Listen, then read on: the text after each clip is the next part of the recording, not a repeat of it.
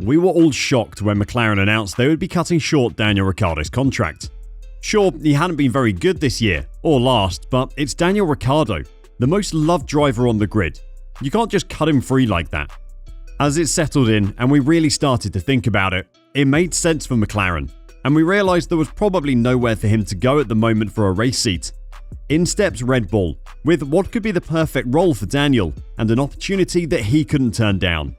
So why did Ricciardo end up at Red Bull? Well, we now know, and you will too if you stick around for the rest of the video. When we heard Daniel was going to be heading back to where he started at Red Bull, we were worried. He left the team at the end of 2018 because he wasn't happy playing second fiddle to Max Verstappen.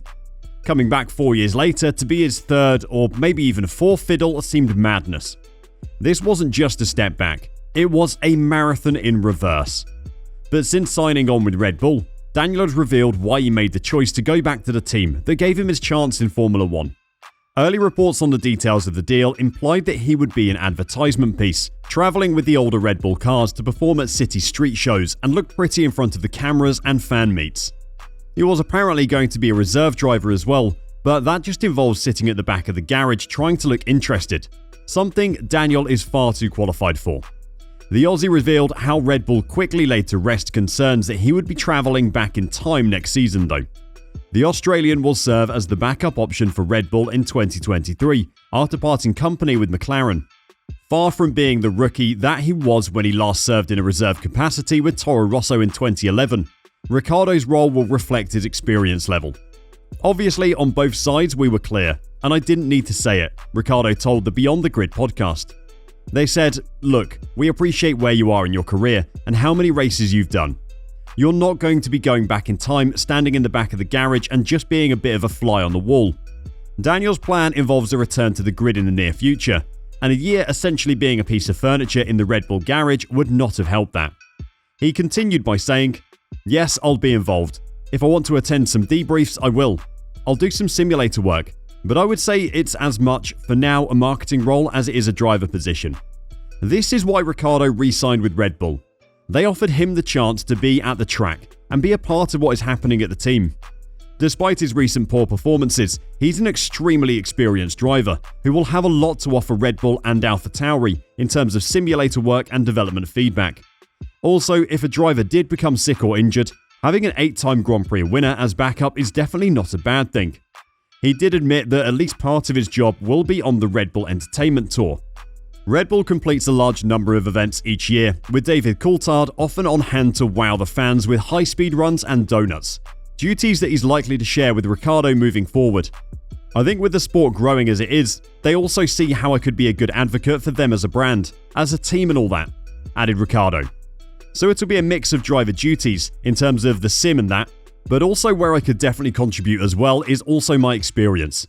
And having been through a few environments in recent years and returning to Red Bull, I'll be seeing how that team has grown and trying to contribute and help out where I can." With Red Bull being as dominant as they have this year, the addition of Daniel Ricciardo to the development team is a scary prospect. He'll help fine-tune upgrades and setups for each race, helping Red Bull find those final hundredths and thousandths of a second that make the difference in Formula 1. Will he be able to offset the aerodynamic testing punishment the team received for breaching the cost cap? No, but he might help a little. Another option for Daniel was a reserve role at Mercedes. With Nick de Vries going to AlphaTauri and Stoffel van Dorn going to Formula E, the team are lacking a backup if either George or Lewis have to miss a race. The 33-year-old Ricciardo had conversations with team principal Toto Wolff, only for Red Bull to step in at the right time for the experienced driver. "There were talks with Mercedes," said Ricciardo, speaking on the Australian Grand Prix in the Fastlane podcast. "I was appreciative of their engagement because there was certainly an appetite for that. But it kind of stalled a little bit, and then the Red Bull stuff started to make more and more sense, and that had more and more legs, and then it kind of naturally progressed as it did. I had some conversations with them back in the day, and to have a few more now was nice. Again, it was nice just to still be valued by some top teams after the couple of years I've had." The problem with Mercedes was that they were going to be a new experience. It would have been an unfamiliar surrounding, and right now, Daniel has said that he needs stability. 2 years at Renault and then 2 at McLaren after leaving Red Bull has required him to adapt a lot, which Daniel thinks has had a negative effect on his performance. As he looks to refresh and recuperate before trying to return to the sport in 2024, stability is what he needs. I also thought I was more like, look, I've obviously jumped around a bit the last few years, and maybe a bit of familiarity would be good for me. Just go back and work with people I've worked with before, added Ricciardo. We have said it a few times already in this video, but let's actually talk about it properly. Can Daniel Ricciardo actually make it back into a race seat for 2024? What this year's silly season has shown us is that absolutely anything is possible. But where would be the most likely place to have a space? There are a few teams that could have spaces for Daniel to go to. Zhou Guanyu at Alfa Romeo is out of contract at the end of 2023, as are both AlphaTauri drivers. Aston Martin's Lance Stroll's contract is also out at the end of next year, but that'll get renewed at some point in the season. Haas's Nico Hülkenberg only signed on for one season, and after a bit of R&R, that spot might be more tempting for Ricciardo. The final driver out of contract next year is Lewis Hamilton, but Toto Wolff confirmed that the 7-time world champion will be extending his contract over the winter. None of those options offer Daniel the chance of fighting for a driver's championship. Haas might pull off a miracle in the off-season, but we aren't getting our hopes up.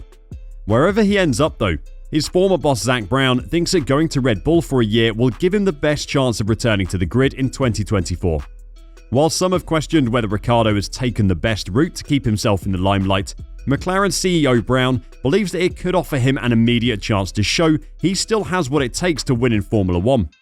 He cites the example of former Mercedes reserve Nick de Vries, who did such a good job as a stand-in for Alex Albon at Williams at the Italian Grand Prix that he landed a race seat at AlphaTauri for 2023.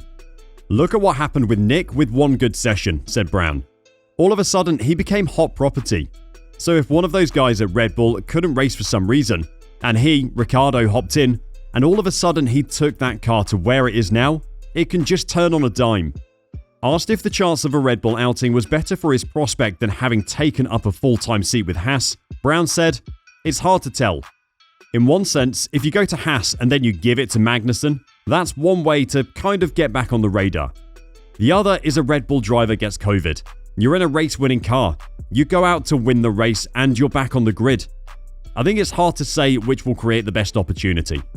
As much as we would have loved to see Daniel at Haas in 2023, the chance of stepping into the RB19 at some point and challenging for a race win is probably too good a chance to turn down.